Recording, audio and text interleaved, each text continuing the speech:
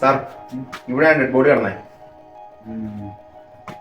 ഈ കൊല നടന്നത് ഏകദേശം എത്ര മണിക്കാ? ഒരു 8 മണിയായിട്ടുണ്ട് സാർ. അപ്പൊ ആരാ കൊല ചെയ്തേ? അത് കണ്ടുപിടിക്കല്ല സാർ, നമ്മൾ ഇങ്ങോട്ട് വന്നേ. ഇംഗ്ലീഷിലൊരു ചൊല്ലുണ്ട്. എന്നാ സാർ? അത് മറന്നുപോയി. ബെസ്റ്റ്. ഇവിടെ നടന്നുകൊണ്ടുള്ള സെയിം 2 മർഡറാണ് മറ്റു 2 സ്ഥലങ്ങളിൽ നടന്നിരിക്കുന്നത്. അത് എനിക്ക് എങ്ങനെ അറിയാം? പോസ്റ്റ്മോർട്ടം റിപ്പോർട്ട് പ്രകാരം എന്തോ ഖനമുള്ള ആയുധം വെച്ച് തലയ്ക്ക് അടിയേറ്റാണ് 3 പേര് മരണപ്പെട്ടിരിക്കുന്നത്. അപ്പൊ കൊല ചെയ്തിരിക്കുന്നവൻ ഒരു കൊലയാളിയാണ്. കൊലയാളി അല്ലാതെ പിന്നെ തൊഴിലാളി കൊലയിക്കോ സാറേ? ഏതെയോ ഒരു കൊല ചെയ്ത് തൊഴിൽ പരിചയമുള്ള ഒരുത്തനാ. അങ്ങനെയാകാം. എടോ, താനില്ലാതെ ഞാനൊരു കേസ് തെളിയിച്ചിട്ടുണ്ട്. അതൊന്ന് അതൊക്കെ ഒരുപാട് ഉണ്ട്. എന്നിട്ടോ? അത് ഞാൻ അവിടെ ചെന്ന് കാല് കുത്തിയ സെക്കൻഡിനുള്ളിൽ ആ കേസ് തെളിയിച്ചു. അതെങ്ങനെ സാറേ? വേറെ ആൾക്കാരും ഒന്ന് തെളിയിച്ചു.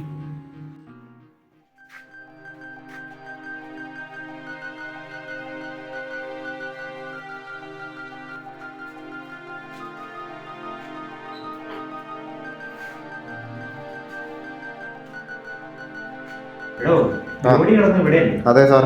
ഇവിടെ എന്തോ എഴുതി വെച്ചിട്ടുണ്ടല്ലോ സാറേ. അത് വായിക്കാൻ പറ്റുന്നുണ്ടോ നോക്കി. തമിഴ് എഴുതി വെച്ചേട്ടോ. തമിഴല്ല സാർ. പിന്നെ ഇത് മരണപ്പെട്ട അയാളെ ചോര കൊണ്ട് എഴുതിയിരിക്കുന്നത്. ഇത് മലയാളത്തിൽ ഉള്ളി എന്നാണ് സാർ വായിക്കുന്നത്. ഓ, അങ്ങനെയാണെങ്കിൽ അയാൾ മരിക്കുന്നതിന് തൊട്ട് മുമ്പ് സ്വന്തം ചോര കൊണ്ട് എന്തോ എഴുതി കാണിക്കാനാണ് ഉദ്ദേശിക്കുന്നത്. അതായിരിക്കും സാർ. ഇത് വലിയ തെളിവാണല്ലോ. അതെ അതെ. ഇതിപ്പോ ഉള്ളി എന്നുകൊണ്ട് എന്താ ഉദ്ദേശിക്കുന്നതെന്ന് അതാണ് സാർ എനിക്ക് കിട്ടാത്തത്. എടോ സാർ, അയാൾ എഴുതാൻ ഉദ്ദേശിച്ചിരിക്കുന്നതേ ഉള്ളിയുമായി ബന്ധപ്പെട്ടുള്ള എന്തോ ഒരു സംഭവമാണ്. എനിക്കും അങ്ങനെ തോന്നുന്നുണ്ട് സാർ. ഉള്ളിയുടെ വള്ളി ഇടാൻ വേണ്ടി തുടങ്ങിയ സമയത്ത് ആള് മരണപ്പെട്ടു. ഒരുപക്ഷേ അതെന്തായാലും തനിക്കെന്താ തോന്നണേ? എനിക്ക് തോന്നുന്നത് ഈ കൊലയാളിക്ക് ഉള്ളിക്കച്ചവടമായിട്ട് എന്തോ ബന്ധമുണ്ട് സാർ.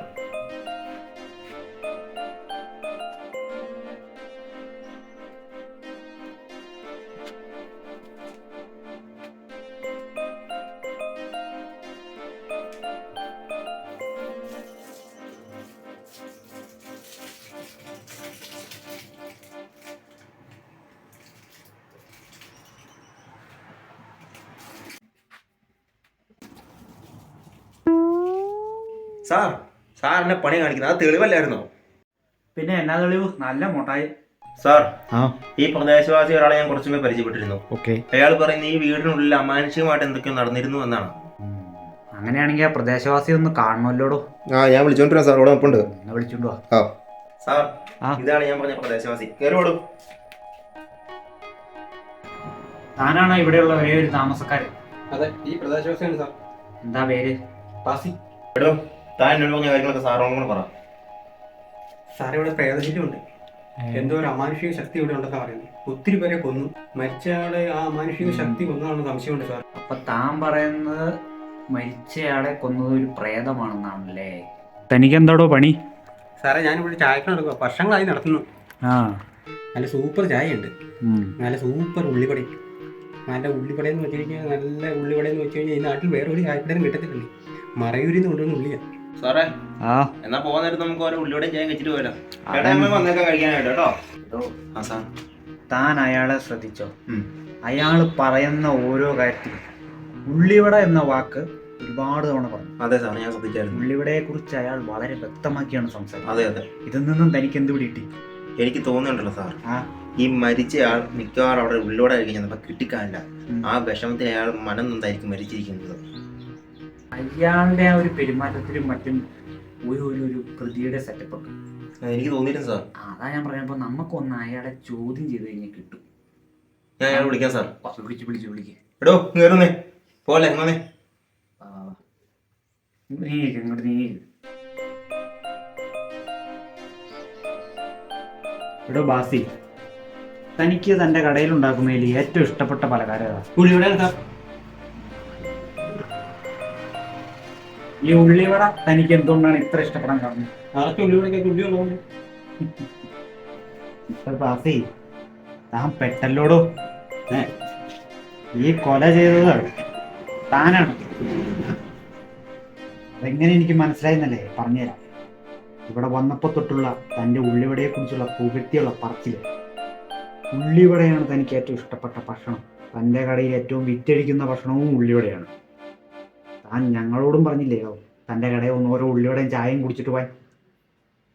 ഇത് താൻ എങ്ങനെയാണെന്നറിയാം, ഇത് താൻ ഇവിടെ കൊല ചെയ്ത ആ മരണപ്പെട്ട വ്യക്തി അവിടെ ഉള്ളി എന്ന് എഴുതി ഉള്ളിവട ബാസി എന്ന് പൂർത്തിയാക്കാൻ പറ്റാതെ അയാൾ മരണത്തിലേക്ക് വീണു. ആ ഉള്ളി വെച്ച് ഞാനെല്ലാം കണ്ടു. തനിക്കിനി ജയിലിൽ അഴി എന്ന് കിടക്കാം. ഇനി തനിക്ക് രക്ഷപ്പെടാൻ ഒരു മാർഗമില്ല. I can unseek books which they esteem diagnosed by his for the crime registered for the murder. ഡോ വേഗം പോലീസ് സ്റ്റേഷനിലേക്ക് വിളിച്ചിട്ട് ജീപ്പ് കൊണ്ടുവരാൻ പറ. ശരി സാർ. ഇയാളെ കയറ്റി കൊണ്ടുപോകണം. ആ സാറേ ഉള്ള സത്യം ഞാൻ പറയാം, ഞാൻ കൊലയാളിയല്ല. പിന്നെ പറഞ്ഞിട്ട് കാര്യമില്ല കേട്ടോ. എടോ തൻ്റെ ഈ കള്ളക്കഥ ഇപ്പം നിർത്തിക്കോ. താൻ ഈ കഥ ഇനി പറഞ്ഞുകൊണ്ടിരുന്നിട്ട് ഒരു കാര്യം. ജീപ്പ് ഇപ്പം വരും തന്നെ കൊണ്ടുപോകാൻ. അയാളെന്തി എവിടെ ഈ തോർത്ത് എങ്ങനെ ഉള്ളതെന്ന് എന്നോടാണ് ചോദിക്കുന്നത് സാറേ. ഒരു കാര്യം ചെയ്യുന്നത് സാറ് അയാളെ കുറെ നേരോട്ട് പ്രേതമുണ്ട് നമ്മളത് ആവശ്യമില്ല. അയാൾ എവിടെ പോയി നീ? എടോ അപ്പം അയാള് പ്രേതമായിരുന്നു. പിന്നല്ലാണ്ട് ഇനിയൊരു മാർഗമുള്ളൂ. ഓടിക്കോ.